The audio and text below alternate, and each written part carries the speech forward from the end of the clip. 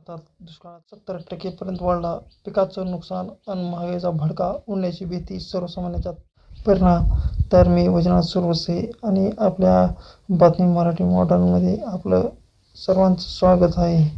तर एप्रिल महिन्यात स्कायमेटने यावर्षी 94% पावसाचा अंदाज वर्तवला होता. आता हा अंदाज घटवून सुमारे 85% करण्यात आला आहे.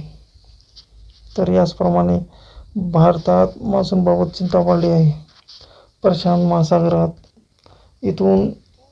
महासागरामध्ये जे आहे अन्यनो सतत मजबूत होत आहेत. दुसरीकडे खाजगी हवामान संस्था स्कायमेटने सांगितले आहे की आपल्या यावर्षी दुष्काळाची शक्यता 70% पर्यंत वर्तवली आहे. एजन्सीने मान्सूनचा आपला अंदाज घटवून LPAच्या 85% पर्यंत खाली आणला आहे. एप्रिल महिन्यात स्कायमेटने यावर्षी 94% पावसाचा अंदाज वर्तवला होता. आता हा अंदाज घटवून 85% करण्यात आला आहे. म्हणजेच मान्सूनबाबतचे चित्र उद्या काही महिन्यात स्पष्ट झालेले दिसणार आहेत.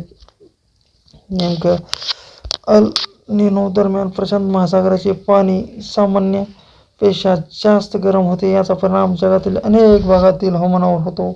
भारतासाठी चिंता यासाठी आहे कारण मजबूत अल निनोचा थेट संबंध बहुतांश वेळा कमजोर मान्सूनशी असतो. अमेरिकेने हवामान एजन्सी NOAAच्या ताज्या अंदाजानुसार 2026च्या शरद ऋतूमध्ये जे आहे सांगितले आहे की आपण आपल्या हिवाळ्यात अल निनो मजबूत होण्याची शक्यता 9%हून अधिक करण्यात आली आहे.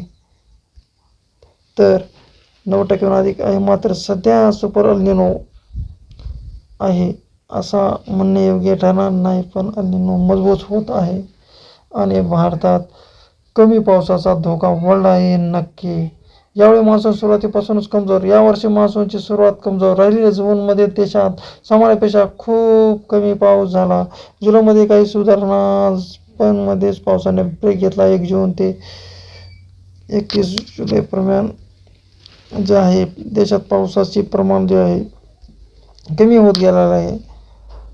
स्कायमेटचा अंदाज आहे की ऑगस्ट महिन्यात पाऊस LPAच्या 84% आणि सप्टेंबरमध्ये सुमारे 80% राहू शकतो. याच कारणामुळे पूर्ण मान्सूनचा अंदाज घटवून 85% करण्यात आला आहे. स्कायमेटच्या निकषानुसार LPAच्या 90%पेक्षा कमी पाऊस दुष्काळाच्या श्रेणीत येतो. त्यामुळे तुम्ही जाणून घ्या, 70% आकडेवारी धोक्याचा अर्थ असा नाही की सरकारने देशात दुष्काळ घोषित केला आहे. तर भारतामध्ये दुष्काळ घोषित होण्याची शक्यता आहे, परंतु 70%पेक्षा कमी पाऊस झालेला आहे. तर नवीन असाल तर आपल्या चॅनलला सबस्क्राईब करा. अशाच नवीन व्हिडिओसाठी कमेंट्समध्ये नक्की सांगा. नवीन असाल तर सबस्क्राईब नक्की करा. लाईक करायला विसरू नका. तर धन्यवाद.